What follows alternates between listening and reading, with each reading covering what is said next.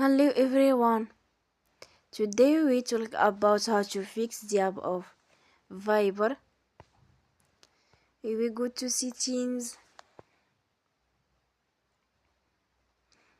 then we click on apps. After that we search the app Viber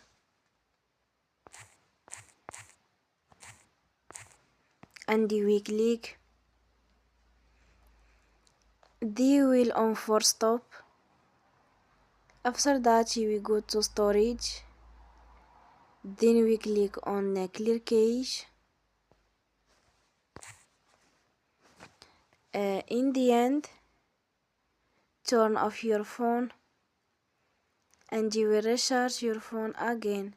Don't forget to support us by like and subscribe. See you next